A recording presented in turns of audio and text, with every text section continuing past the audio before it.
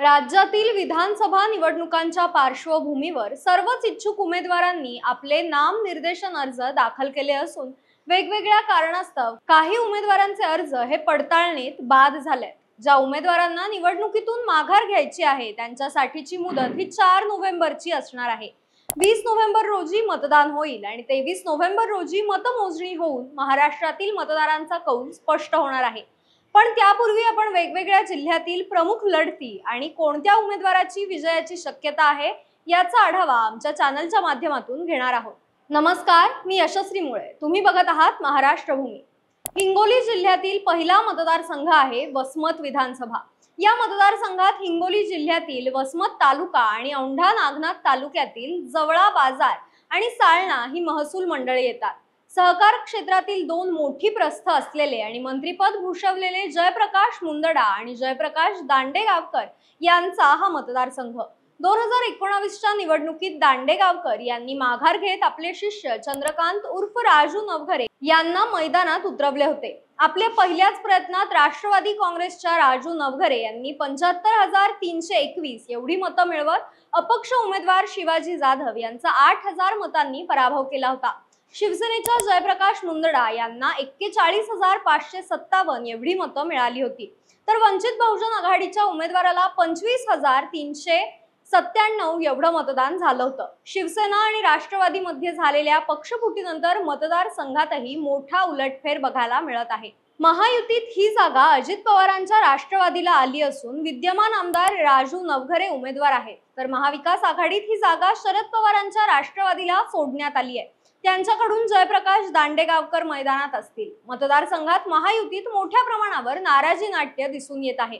भाजप आणि शिंदे सेनेने या जागेवर दावा केला होता, परंतु उमेदवारी न मिळाल्यामुळे भाजपच्या महिला आघाडीच्या जिल्हाध्यक्ष उज्ज्वला तांबळ आणि मिलिंद यंबल यांनी अपक्ष उमेदवारी अर्ज दाखल केलाय। तसेच शिंदे सेनेचे तालुका प्रमुख राजू चापके यांनी अपक्ष अर्ज भरत मैदानात उडी घेतली आहे।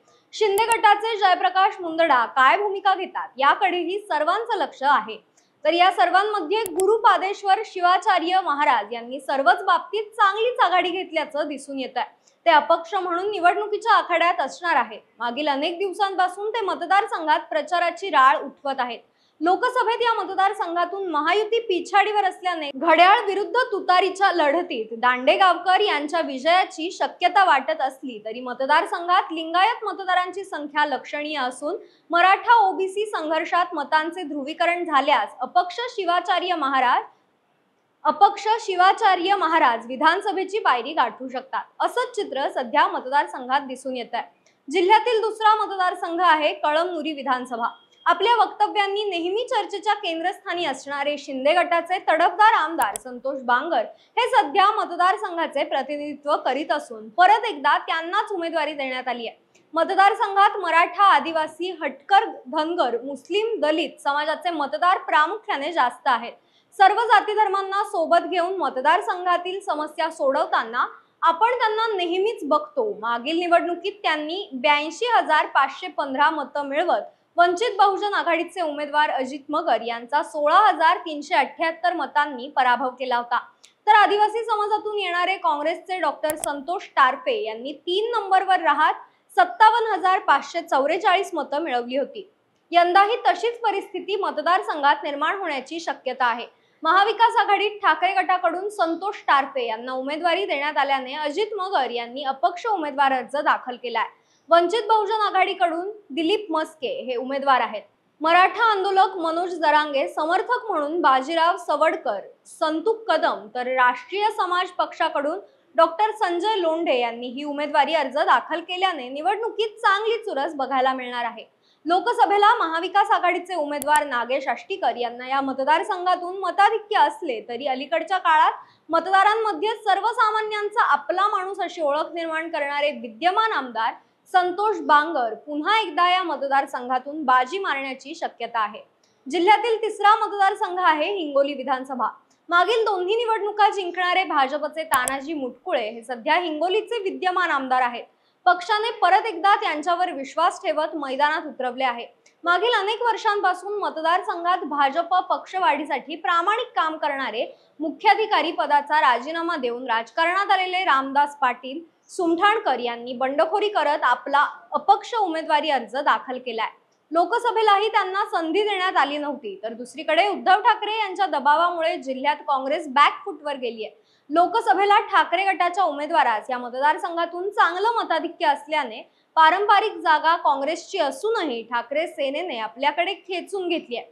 उद्धव ठाकरेंनी रुपाली पाटील गोरेगावकर यांच्या हाती मशाल सोपवली आहे। 2-3 अपवाद वगळता प्रामुख्याने काँग्रेसच्या वर्चस्वाखाली असलेल्या या मतदारसंघातून हाताचा पंजा पहिल्यांदाच हद्दपार झालाय। मागील 2 निवडणुकीत पराभवाचा धक्का सहन करावा लागला, तरी त्यापूर्वी सलग 3 टर्म आमदारकी भूषवलेले काँग्रेसचे भाऊराव पाटील गोरेगावकर यांनी बंडखोरी करत अपक्ष निवडणूक लढवण्याचा निर्धार केलाय। तर काँग्रेसमध्ये नाराज असलेले दुसरे इच्छुक प्रकाश थोरात यांनी ऐनवेळी वंचित बहुजन आघाडीकडून तिकीट मिळवले। काँग्रेसचे सुधीर अप्पा सराफ यांनीही माघार न घेतल्यास ठाकरे गटाच्या उमेदवारास मोठा धक्का बसू शकतो। महाराष्ट्र नवनिर्माण सेनेकडून बंडू कुटे तर वंचित बहुजन आघाडीकडून जावेद सय्यद निवडणूक रिंगणात असतील। मनोज जरांगे पाटील यांचाही उमेदवार मैदानात असणार आहे। बहुरंगी होणाऱ्या या लढतीत मत विभाजनाचा फटका महाविकास आघाडीच्या उमेदवारास बसल्यास तानाजी मुटकुळे येथून विजयाची हॅट्रिक मारू शकतात। हिंगोली जिल्ह्यातील या 3ही विधानसभा मतदारसंघांचा आढावा घेतल्यास आघाडीवर कोण असू शकतं याचा प्राथमिक अंदाज आपण घेतलाय। तुमच्या मते हिंगोली, वसमत आणि कळमनुरीचा भावी आमदार कोण असू शकतो? आम्हाला कमेंट्सच्या माध्यमातून नक्की कळवा आणि अशा नवनवीन राजकीय अपडेट्ससाठी आमच्या चॅनलला सबस्क्राइब करायला विसरू नका। धन्यवाद।